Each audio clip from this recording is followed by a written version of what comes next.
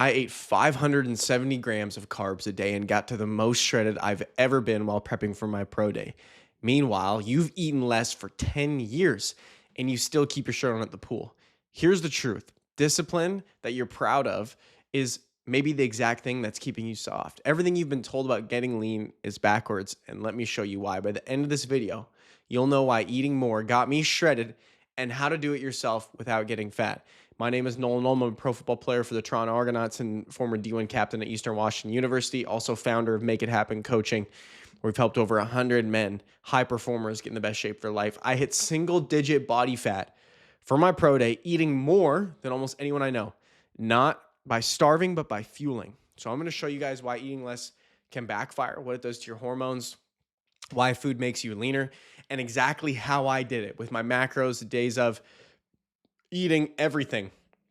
The leanest I've ever been, I was eating the most I've ever eaten. And that's the whole secret. So let's get into this, guys. Let's get into this. When we come down to these images here, literally, this is 200 grams of carbs versus 570 grams of carbs. Now, I will explain to you guys, right? We worked up to this, and this, when you're cutting, this is how you get the full look of your muscles when you get up to your carbs. But obviously, our carbs were down when we were in a cut, because that still is necessary. What most people forget, though, is to stay lean and get the lean, like the best looking that you ever have, the most full. You've got to get to this point where you're ramping your carbs back up and the glycogen is going back into your muscles. Okay, so this was about a 3-month process that I did here when I was preparing for my pro day, and we had it dialed in. We measured everything that I put into my body, and that's the biggest thing. First of all, if you guys aren't already, measure what you're eating. You can't manage what you don't measure. That's going to be the biggest thing that you need to do. And when you do cut food hard, you have to be prepared that you're burning fat, and you are. This is super important. But your body is not a calculator, guys. It's a thermostat. And when food drops, it turns down the metaphorical heat to match it, right? So if we come over here and we zoom in, like I said, it's a thermostat.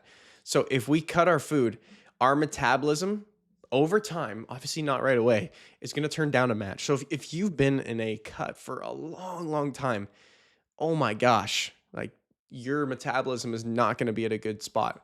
I use this study in almost every video that we cover here, guys, because it's the extreme example. The Biggest Loser follow-up study, right? Obviously, they do one of the most extreme cuts, 100 pounds in, I don't know the exact amount of time, but they found 6 years later when they followed up, 700 calories a day less. 6 years later, even the ones who regained the weight, guys. So when you starve so hard, you permanently can slow down your engine, especially if you don't know how to metabolically prime initially, and then refeed or do a reverse at the end, another form of metabolic priming. When I say reverse, we're just going to bring our calories up. So here, I'm going to show you guys just some of the data, the hard data here. When we look at where I started, I was all over the place with my carbs. I'll be honest with you guys when I was looking to cut. And I did not do this the best way that I could have. But I was looking to get this loss as soon as I could. We were pretty consistently around the 200 range. I wanted to get an idea. This was before we really started being consistent with the amount of carbs. What I would do is, you guys can see here, if it was a lesser day of training, or it was a recovery day, I was going to go less carbs. So I was really dialing in to lose weight and fat as fast as I could, because I wanted to hit a certain weight by a certain time so that I could start ramping these carbs up and start having better workouts. Which really, I could have been in not as an aggressive of a deficit, and then I would have had better sessions just the whole way around, and maybe I would have been a deficit a little bit longer. But you live and you learn, and at this time, this is what I thought was going to be best for what we were doing. So as you guys can see here, we're consistently like 200, and then we're going below 200 like on the rest days, and very, very consistent weight loss. And I really haven't been this weight since like high school. I've been pretty heavy in my football career. We started at 199. You guys can see it just starts to drop pretty quickly. We bounce back up a little bit, 198, and this is just all, I think this gives you guys clarity that like there is a ton of movement with your weight. You're an organism, right? Like this is not just cut and dry. There's there's chemicals, there's sodium, there's so much stuff that comes into this. So, um, and like I said, with this Biggest Loser study, guys, like this is super huge because some people are gonna, like, I get a lot of flack on social media and stuff. People are like, oh, this isn't true. Like the damage is overstated and it does recover once your weight stabilizes, which is fair. But the practical lesson doesn't change. A decade of eating less doesn't make you lean. It makes you someone who gets fat on smaller and smaller amounts of food.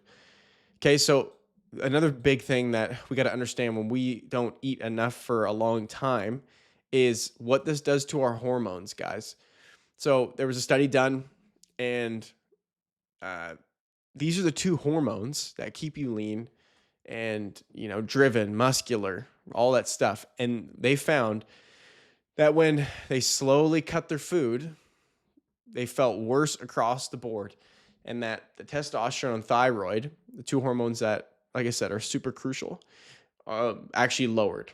So the discipline of under eating is what's hurting you at times. And and this is for prolonged, like some of you guys, you haven't under eaten because you haven't even like, you've been eating maybe less in the week and then you go crazy on the weekend, or you don't even measure your macros. You don't know what you're eating. So here's the thing. This is why more food makes you leaner. There's two ways to be in an energy balance. You can either eat a little or move a little. So they call this the energy flux, right? And what they show is that the more that we eat, the more that we move. And here's the thing. We've got to build muscle before we get lean, guys. We've got to build muscle. So if we're not in a phase where, even if we look at me here, like there's a lot of muscle mass that I have here, and it's just going to look shaped. It's going to look great. But if I didn't have muscle, if I didn't do the work to be in a surplus to build that muscle, and when you're in a surplus, you're going to build a faster metabolism. Then when you go into a cut, your body is prepped for the cut. You're just not constantly trying to be the leanest that you've ever been. That's the issue, guys. You never get into a state where you've built enough muscle, which is going to help your metabolism to begin with. And then so you go and try to cut all the time. There's nothing to cut to, and your metabolism is like, what the heck are you doing? Like, you're continually taking all this food away from me, and you're not using your metabolism, the 70% of how you burn calories, in a way that's ineffective to get direct fat loss. When we look at the 3 pillars that we run here, right? Like someone comes in, we do a diagnostic, full onboarding. We look at everything. I just got a text from a client last night, and he said, man, 1 second, I'm just filling out this 100-question questionnaire. And I said, you better believe it, because we want to get all the information. So we get that. And then we get into the metabolic priming phase. So depending on where you're at, if you've already been overeating, if you haven't been measuring anything you've been eating, you're ready to go into a deficit. We're going to get direct fat loss. Boom. Now, if you've been in a deficit, you've been doing cardio, and it's not working. Maybe what you need is your muscles need this glycogen. You need food. So not maybe, that is exactly what you need. So we're going to get into a priming phase. We're going to add food. We're going to get you up to 4,000 calories. You'd be shocked. And then we do a cut. Your maintenance is going to be higher. So, like when I ate 570 grams of carbs, I wasn't getting fat. I was fueling the training. I was giving my body what it needed. And my muscle took that glycogen. And that's what makes you look athletically shredded, guys. That's like our big pillar here. We want to get athletically shredded, and that's through our training. But that's like a big part is what you're actually going to do is you're going to create this hard looking muscle, this built muscle. And so more food equals better training, more muscle, leaner body. And that's really the biggest thing that we do. So we came in here, and I've made videos on this before, but the first time I had something other than just what I was eating, it was like almost a month. As you guys can see here, I ate the same thing every day. We're measuring everything. It was super bland, boring. Boom. And once we hit, it's crazy when we come down to, we got to consistent, like 193. We were like, okay, that's a pretty good weight. So what we ended up doing is boom, we did a refeed, and then we held our carbs. It was like 235 or somewhere around there, 240, 230, something like that. And as you guys can see, you're super consistent. Then I had some free meals, always good stuff that fit into it. I really encourage every client that we work with, I want you to have at least 2 free meals a week, at least, because I want you guys to almost, it's like you get a taste of it. It's like sometimes you got to stay up till 1 a.m. because then you're like, man, I just want to go to bed at a good time at 9 or 8. Because if it too much of anything, the white knuckling, the trying to force everything is not going to get you the results. I don't believe in necessarily balance. I believe in obsession, but I believe that there is a yin and a yang to life. That's the truth. So we had consistent food here, did another refeed. And as you guys can see here, I start to eat more food than I was eating over here, and we're losing more weight. Like, can you even make this up, guys? Refeed again. And as we can see here, there it is, 235. We set the carbs, and we added 20 grams of carbs. You refed again. And then boom, we're at a consistent 255 carbs. And then literally we hit a new low, 191. Refeed again. This is what happens when you guys are so dialed in with your macros, with your meal plan, with eating the same thing every day. Like, just being okay with it being boring, guys. That it is okay to be boring. In fact, it's efficient to be boring. So we raised food again, and then I still was low. So we raised food again, and then we raised food again, then we raised food again. And as you guys can see here, new low with even more food. This is the lowest, not 191.0, guys. And this is when we're getting up to 300 carbs. So when we look at, I didn't touch that for over a month, guys, 300 grams of carbs. And then we're hitting new lows with that. We get here pretty consistent, and then we raise carbs again, and then we're getting pretty close to the pro day. So this is where we really start to raise food. But look at this, guys. Look at this. As you guys can see here, we went down in fats a little bit for at least race day, and then a little bit more just to be able to get as many carbs as possible, because carbs are such a performance enhancer. They are not the enemy. They're actually the thing that you need to perform at your best. So we did a carb load for the mock. This was the night before, and then I just went crazy on the carbs. We went to 450, which was pretty nuts. And we were still light, so we maintained it, guys. We went from, as you guys can see, 200 to 470. And then as we continue to go, boom, carb load again, huge day of training, 500. And the weight staying the exact same. It's like a magic trick, guys. 570. And then as you guys can see, we took it too far. You know, I had watery stool, lots of burping. The digestion was not great because we were going so crazy with the carbs, guys. But once again, not only, as you can see, once we get it, like 3,300 was about the highest, 3,400 here for calories.